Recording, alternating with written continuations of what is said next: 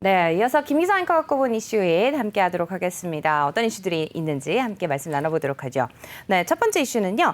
중국의 민간 기업, 중국이죠. 중국이 민간 기업에 대한 규제를 전방위로 확대하고 있다는 소식이네요. 뭐 사교육에 이어서 이번에는 또 부동산까지 건드리고 있다는 소식입니다. 네, 그렇습니다. 그래서 이 규제를 놓고 전문가들이 럭비공 같다라고 얘기할 정도로 지금 가늠을 할 수 없는 이런 상황이다 봐야 될 것 같은데요. 그러니까 중국 당국이 부동산 쪽에 규제를 가하는 이유는 아마 사교육하고 같은 원인인 것 같습니다. 그러니까 젊은 여성들, 젊은 부부들이 아기를 안 낳는 가장 큰 이유 중에 하나가 사교육비하고 집 때문이 아니겠느냐 하는 이런 측면에서 사교육하고 같은 이유로 접근을 하고 있는 것 같습니다. 일단 지금 나오고 있는 얘기를 종합을 해보면은 모기지 대출 이유를 인상을 하고 임대주택 개발을 활성화하겠다 이렇게 밝히고 있는데 부동산 개발사들을 겨냥을 해가지고 자금 조달과 분양 가격 책정 등에 대해서 전면적인 조사를 실시할 걸로 이렇게 얘기가 되고 있습니다. 그런데 이 부동산 규제에 대해서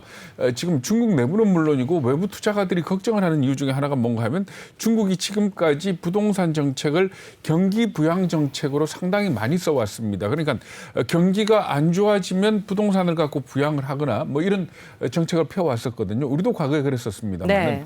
그런데 이번에 중국 당국이 내놓는 정책을 볼 것 같으면은 만약에 경기가 안 좋아지더라도 걷어들일 것 같지는 않다. 이렇게 얘기를 하는데 지금 중국 경제에서 부동산이 차지하는 비중이 굉장히 큽니다.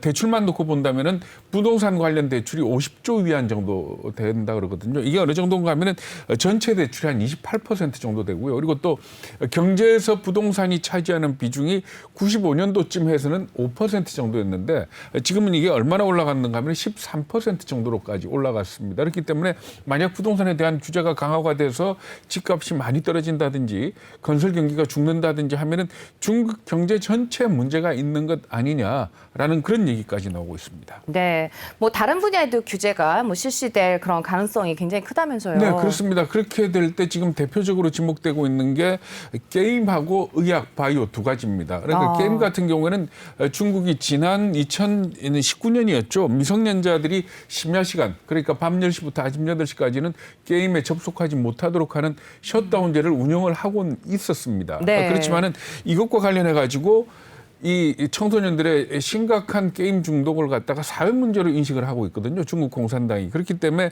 이번 기회에 게임 산업에 대한 어떤 규제를 내리지 않겠느냐 이렇게들 보고 있는 겁니다.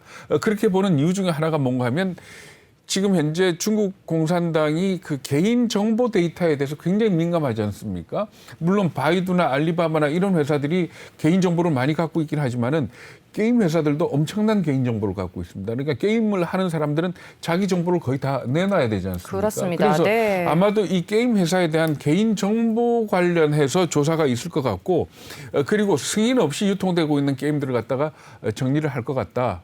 그리고 아마 외국 게임들의 승인이 좀 어려워지지 않겠느냐 이런 얘기까지 나오고 있는 그런 상황이고요. 의학 바이오 관련해서는 그러니까 역시 어떤 중국 정부 입장에서 볼 적에는 온 국민이 좀 잘 사는 뭐 그런 입장에서 볼 적에 의학과 관련해서는 약값이 떨어져야 되고 의료 체계가 제대로 정비돼야 된다라는 그런 얘기를 누누이 하고 있습니다. 그래서 이런 부분에서 규제가 생길 것 같고 그리고 또 하나는 우리 기업들이 눈여겨봐야 될 부분인데 뭔가 하면은 임상 실험을 형식적으로 해서 사용 승인을 받는 경우가 많다 이렇게 얘기를 했거든요. 그런데 우리나라 기업들 같은 경우에 중국 시장을 겨냥을 해가지고 중국에서 임상 시험을 많이들 했습니다.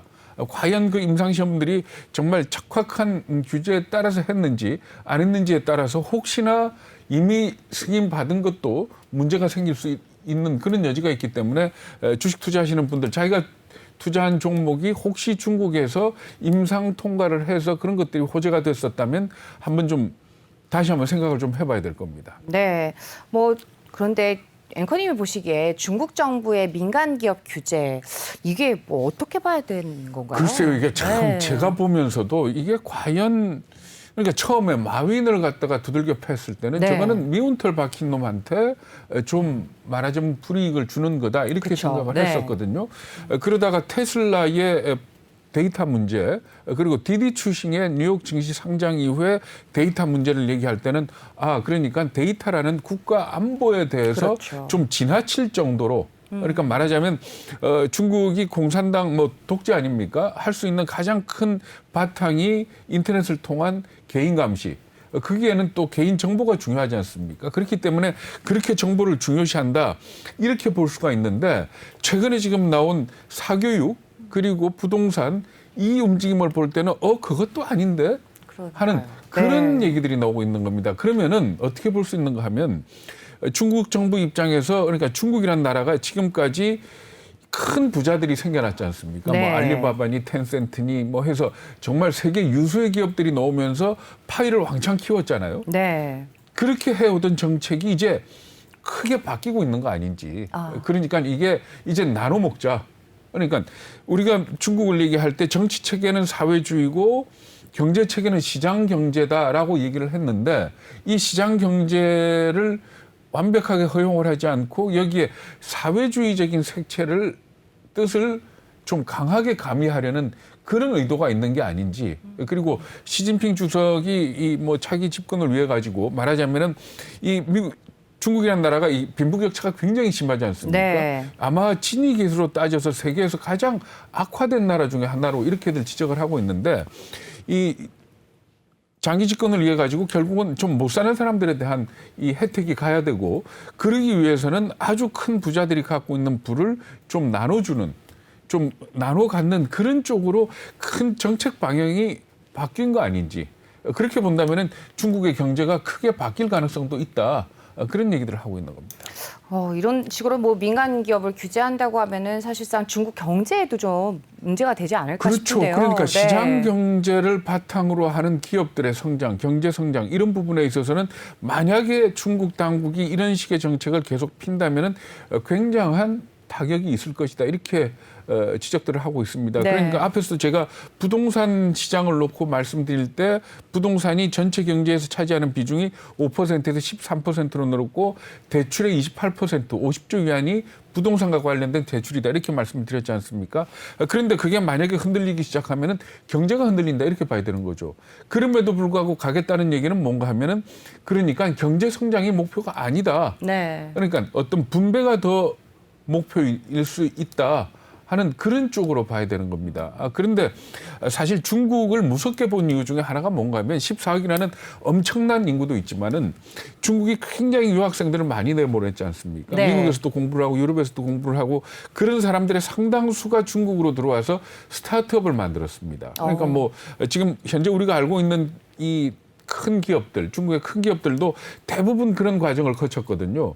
그런데 지금 현재 중국 공산당이 하고 있는 이것 자체가 그런 어떤 스타트업의 의지를 꺾는 게 아닌지 하는 이 부분에 대해서는 아마 좀 다시 생각을 해봐야 될 부분이 아닌가라는 그런 지적들을 외신들도 하고 있습니다. 그러니까 텐센트를 예를 들어서 얘기를 하는데 텐센트가 대표적으로 이 스타트업에 대한 투자도 하고 M&A도 하고 하는 그게 굉장히 활발한 기업입니다. 그런데 2분기 들어가지고 1분기하고 비교를 했더니 건수로는 절반이 줄어들었고 액수로는 4분의 1로 줄어든 걸로 이렇게 나타났습니다. 그러니까 네. 그만큼 어떤 이 벤처 기업이라든지 스타트업에 대한 기업가 정신이 좀 사라지는 거 아닌지 마윈이 가면서 뭐라고 했는지 아십니까? 그림이나 그리면서 살겠다 그랬다 그러거든요.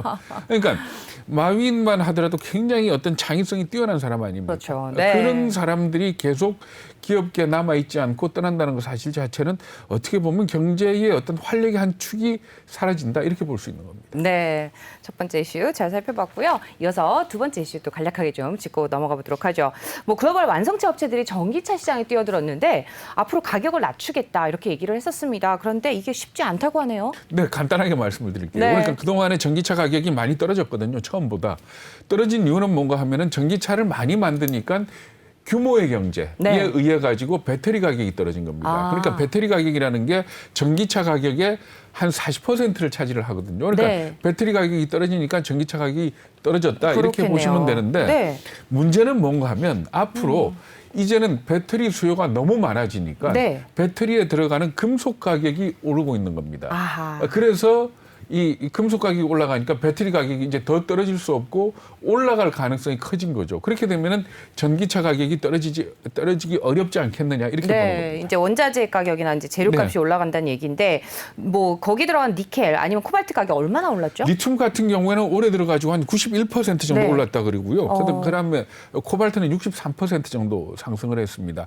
앞에서 말씀드린 구리도 많이 들어가잖아요. 네. 구리도 많이 올랐고 해가지고 전체 6개 금속 정도가 전기차에 많이 들어가는데 그 금속이 차 한 대를 네. 기준으로 해서 들어가는 가격을 따져봤더니 올해 지난해 초만 하더라도 149만 원 정도 들어갔는데 이게 227만 원으로 그러니까 거의 50% 이상 오른 걸로 이렇게 나타났습니다. 아, 네. 가격이 내려갈 수 없는 이유가 있었네요. 그래도 뭐 자동차 업체들한테 있어서 전기차 이제는 이제 대세가 됐습니다. 뭐 경쟁에서 이기려고 한다면 이제 낮출 수밖에 없잖아요. 그렇죠. 네. 그러니까 지금 이 전기차 업체들이 취하고 있는 전략을 보면 첫 번째는 직접적으로 리튬이나 코발트 확보에 나서고 있습니다. 테슬라가 대표적으로 세계 최대 광산 기업하고 니켈 구매 계약을 맺었고 네. LG 에너지 솔루션 이건 우리 뭐 자동차 업체는 아닙니다만은 배터리 업체 입장에서 네. 코발트를 생산하는 호주 기업의 지분을 확보를 해서 구매 계약을 맺었습니다. 그리고 또 한 가지 우리가 눈여겨봐야 될 게